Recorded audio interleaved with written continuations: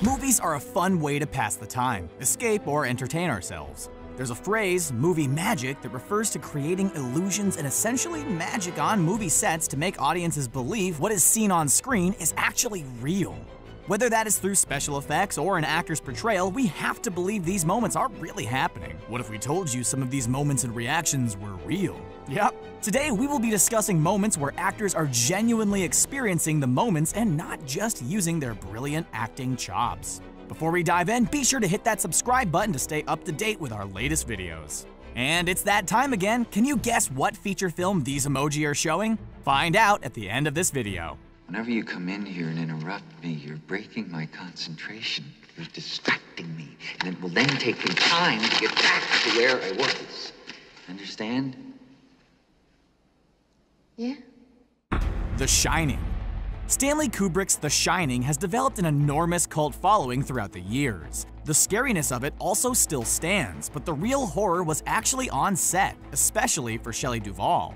Her performance in Kubrick's film was genuinely horrifying, as she was tormented by Jack Nicholson's character and his descent into madness while at the Overlook Hotel. But the reason why Shelley's performance was so believable and compelling was because it was actually real. Shelley Duvall endured some torture while filming the movie. Kubrick wanted her for the part, but he was also her biggest critic. In order to make sure she seemed weakened and frantic, he kept her isolated and verbally abused her on set.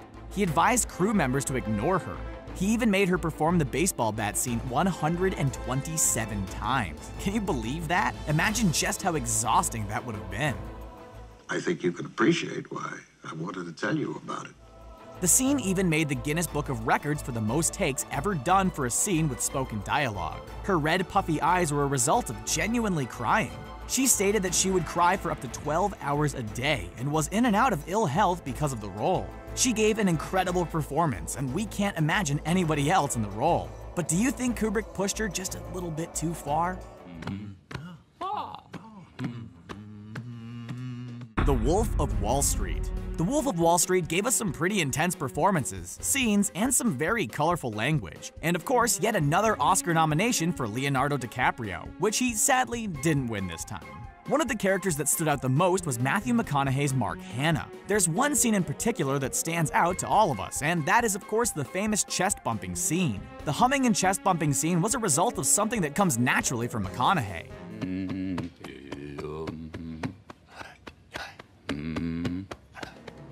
When he was on the Graham Norton show, he explained that it's something he's done for a while. He does it before scenes to relax himself and get his voice to drop. He was doing it before filming that scene and they were ready to move on to the next scene. But before they could, Leonardo DiCaprio asked him what that was all about, then promptly suggested to do it in the scene. Once McConaughey did it, he also improvised convincing Leo to do it as well, as a sort of passing the torch ritual. And the rest is, well, history.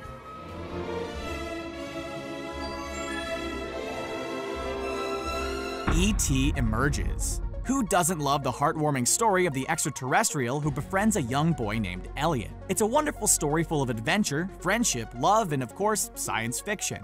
But what is so marvelous about this movie is that we believe E.T. is real. The story is just amazing, but what really drives the believability home is the performances the actors give. So how do you get genuine reactions? Well, Spielberg had everyone on set act as if E.T. were a real actor. He had the special effects designers test out movements before production even began so the illusion wasn't broken. It makes sense, right? In order to get the most genuine reactions from Drew Barrymore, he didn't show her the puppet before the scene where she first sees him. So her screaming when she sees E.T. and his stretchy neck are totally real.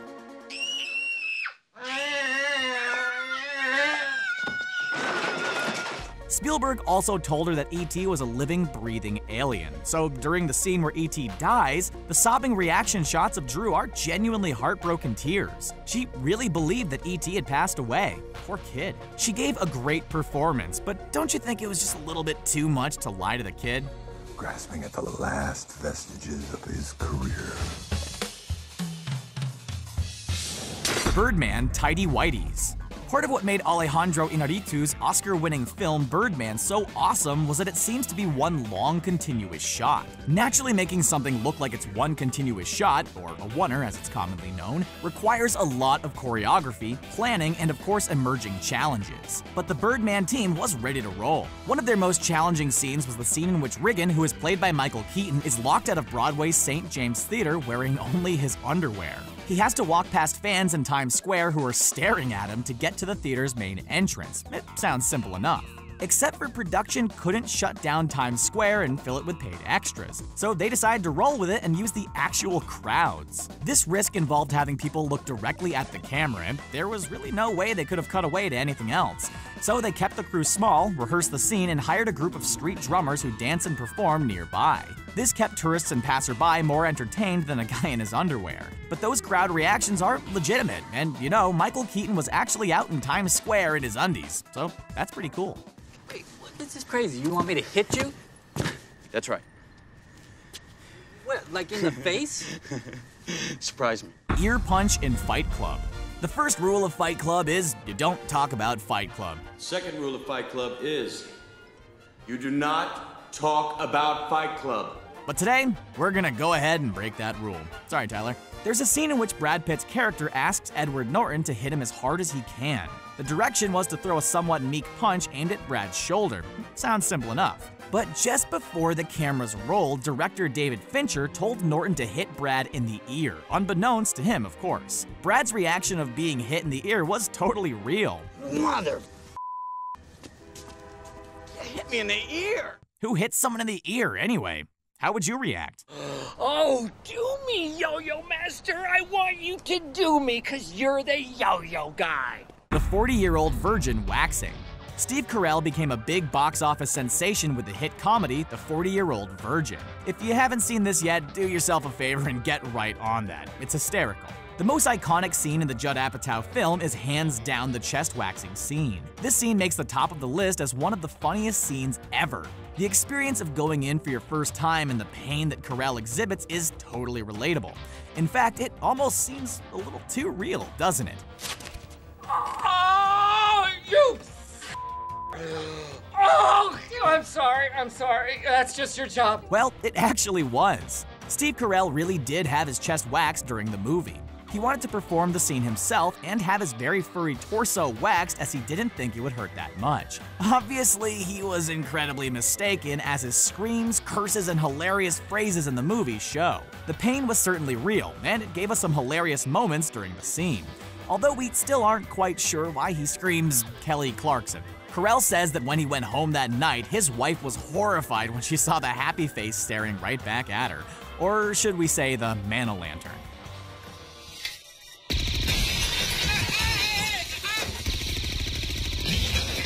Sarah Connor fights back. It's time for futuristic robots and scary technological takeover. Yep, we're talking about the Terminator series, which gave us the awesome badass character of Sarah Connor. Linda Hamilton's role as Sarah Connor was a hit, especially in Terminator 2, where she set the standard for female badassery and actually kicked some butt. Plus, Linda Hamilton is a badass in real life, so it was a natural fit. But it turns out Linda wasn't acting the entire time. In one scene, a staff of the asylum she was in was ordered to beat the heck out of her, but the actor kept reining it back because he didn't really want to hurt Hamilton. A noble effort, except for the fact that every time he failed, they had to reshoot the scene over and over. Model citizen. To make it worse, she had to fall down to her knees on hard concrete repeatedly. Ouch. This of course pissed the heck out of Hamilton, so in a later scene where Sarah attacks the same staff character, she openly beat the crud out of him with a wooden mop handle. For authenticity, of course. And I come back to you now, at the turn of the tide. Aragorn breaks his toe. Aside from the whole series being absolutely amazing visually and in terms of story, we also watched for the iconic characters. In the face of adversity, these characters have taught us that the most important thing is friendship, loyalty, and courage. But what do you do when the hurdle you're facing actually crushes you for real? That is exactly what happened to Viggo Mortensen during the scene in The Two Towers. When Legolas, Aragorn, and Gimli find a pile of orc bodies, they think Merry and Pippin were killed, and Aragorn ends up kicking a helmet down the hill. Viggo did this take 4 times, and on the 5th take, he screamed and fell to his knees. It It was later found out that he had actually broken 2 of his toes. Funny enough, this was the best take, and the one that appears in the film. Snozwankers. Vermicious canids. What kind of rubbish is that? I'm sorry, but all questions must be submitted in writing. Willy Wonka and the Chocolate Factory. Gene Wilder's performance in Willy Wonka and the Chocolate Factory will forever be iconic. It was magical the first time we saw it, and we all wished we could have won a trip to the factory. The very first moment we see Wonka emerge from the factory with a limp got a real reaction from the kids, as none of them knew he would be limping.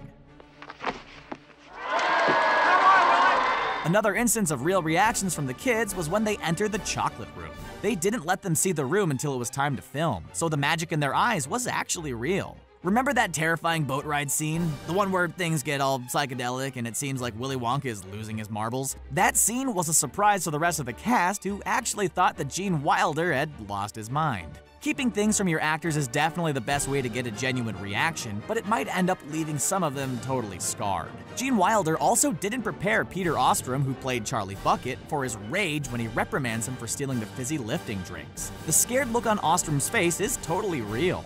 Poor kids. I promise you they'll be quite all right. When they leave here, they'll be completely restored to their normal, terrible old selves. But maybe they'll be a little bit wiser for the wear. Anyway, don't worry about them. Be a good little fella now and open the door. Home Alone. Home Alone is one of those iconic movies that everyone's seen, or at least almost everyone. Macaulay Culkin plays Kevin, the sassy and clever boy who survived Christmas alone while some bandits tried to break into his home. This would normally be a cause for concern, but Kevin was one creative kid who created a series of booby traps to fool the bad guys. Well, it turns out that it wasn't all a total fun fest. Culkin was actually left permanently scarred by a bit of overenthusiastic method acting on Joe Pesci's part. Pesci avoided Culkin on set so that he would genuinely be afraid of him. In a scene where the robbers hang him up on a hook, Pesci says, "I'm gonna bite each one of your fingers off, one at a time." And he actually did, and broke the skin. Yikes, that is not okay to do to a kid. Attention, emergency. All personnel must evacuate immediately. Alien.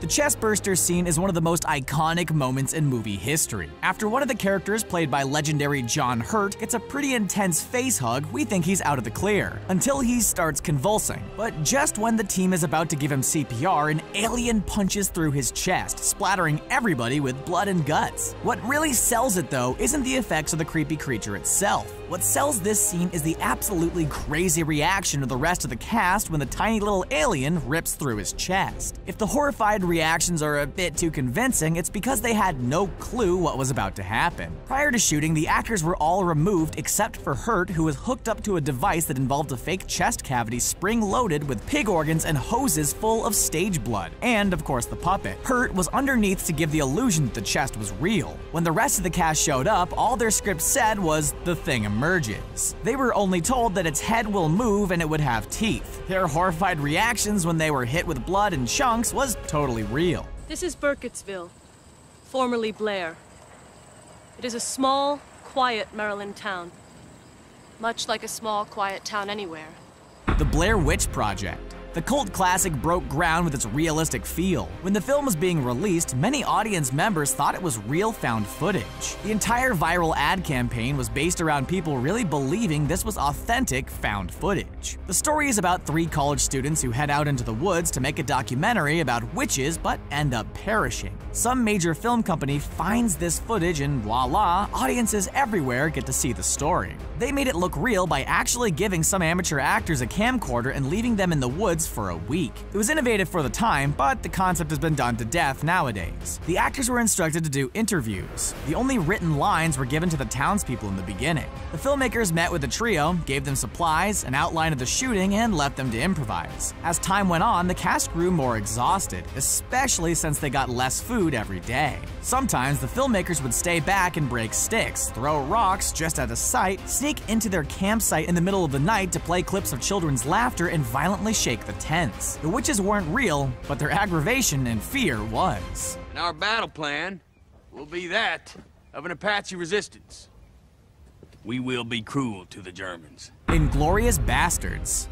Quentin Tarantino, renowned rebel and unique filmmaker. Even if you aren't a film buff, it's safe to say that you've seen at least one of his movies, or at least know his name. Tarantino is not just a filmmaker, but a film buff himself and has seen tons of movies, and so he has very specific visions for his films. He's a bit of a perfectionist. This trait came in handy in *Inglourious Basterds*. It was a great film, no question, but we think Diane Kruger might have a different opinion. Kruger, who played the role of German movie star Bridget van Hammersmark, had to go through a pretty intense strangling scene. Von Hammersmark turns out to be a spy for the good guys, which doesn't end up sitting well with Colonel Hans Landa, played by Christoph Waltz. When he finds out, he lunges at Bridget and chokes the life out of her. If Diane Kruger looks like she's giving a very convincing performance, it's because she's not really acting. Tarantino was unimpressed at how unrealistic the choking scene looked, so he took matters into his own hands. He convinced Kruger to let him strangle her for real. She reluctantly agreed to be choked almost to unconsciousness. The final result is too real and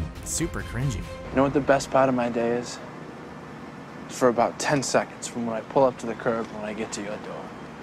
Because I think maybe I'll get up there and I'll knock on the door and you won't be there. Good Will Hunting. There's no way that anyone can watch the late, great, and legendary Robin Williams and not smile. Williams was completely out of this world. He was known for his comedic roles, but even in his dramatic ones, he couldn't help but make us smile. In Good Will Hunting, there's one improvised scene that is both beautiful and hysterical in a way that only Williams could pull off. Robin Williams plays a therapist to Matt Damon's stubborn character, Will. Damon is caught off guard by an improvised story that Williams tells about his character's wife's flatulence problem and true romance. He says she used to fart in her sleep, and one night it was so loud it woke the dog up, all while laughing and causing Damon to laugh hysterically. He goes on to say that his wife woke up and asked if it had been him. He says he didn't have the heart to tell her and took the fart blame. Both actors organically laugh, and can you blame them? Williams brought so much joy to this world, especially through Matt Damon's high-pitched squeal that comes out while he laughs. Hello, my name is Inigo Montoya.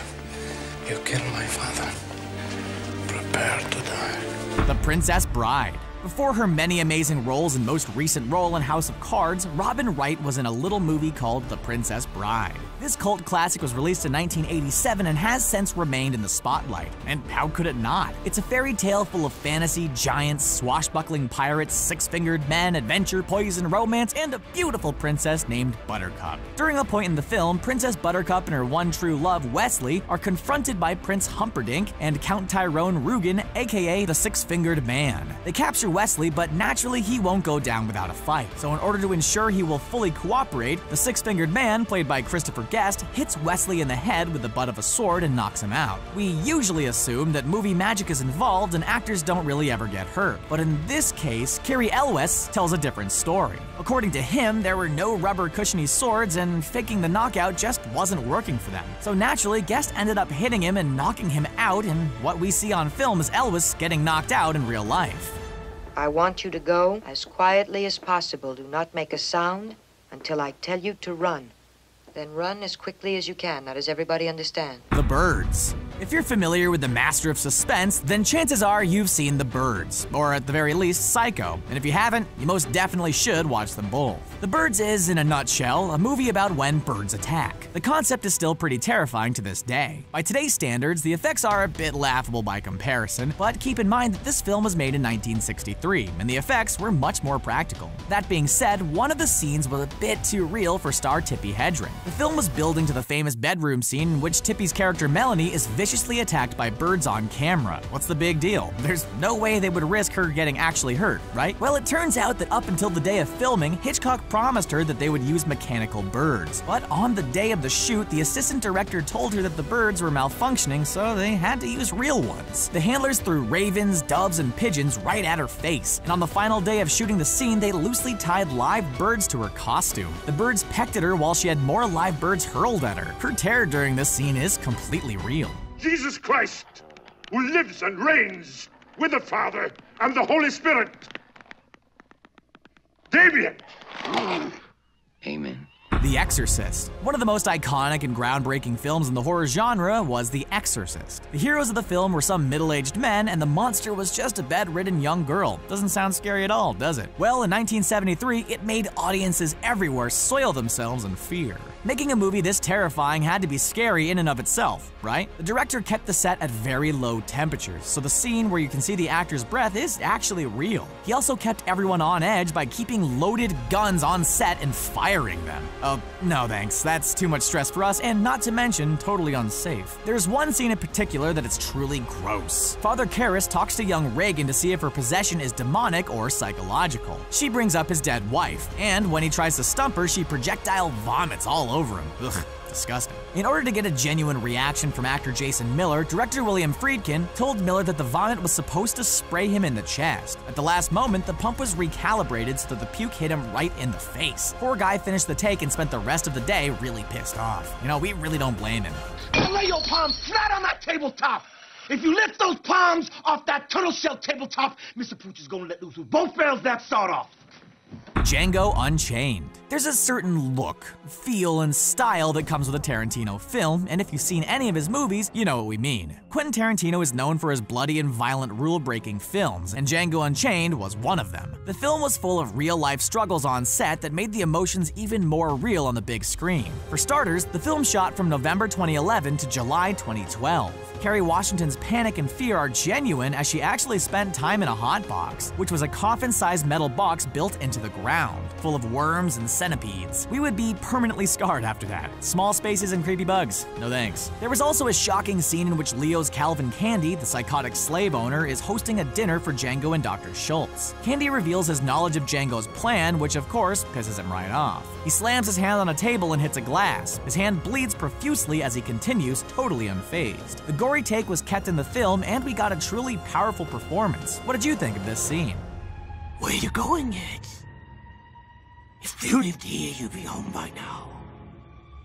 It. The most terrifying reboot to date has to be Stephen King's It. The original miniseries was pretty traumatic, but this reboot is giving the original a run for its money. From start to finish, we were cringing in horror at the edge of our seat. When the studio released stills of Bill Skarsgård as Pennywise, we were so hyped we could barely contain ourselves. So how did the actors feel about seeing Bill for the first time? Well, it was actually caught on film. Director Andy Muschietti and producer Barbara Muschietti revealed that they kept Pennywise away from the kids as long as they could so that their reactions could be authentic. That's definitely one brilliant way to do it. To make the moment even more memorable, the first time the kids saw Bill dressed in full clown getup was when they were filming the projector scene. You remember that one, right? Where the projector flickers on its own and Pennywise pops out in the pictures and out at them? They were all completely and genuinely freaked out, and because of that, so were we. To be honest, we still kind of are. What did you think of that scene?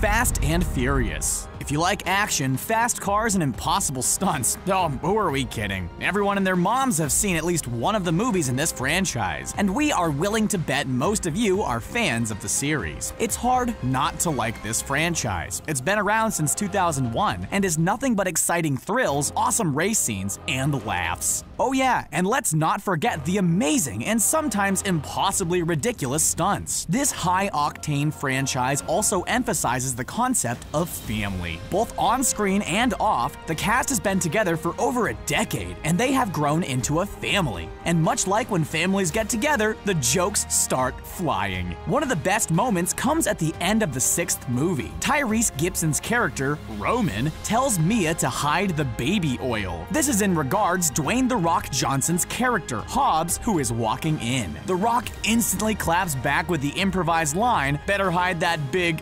forehead," which causes Ludacris to spit out his drink in laughter. The Rock was not supposed to respond to that comment, but thank goodness he did. Spit takes are the best. So maybe you did what you gotta do to get out.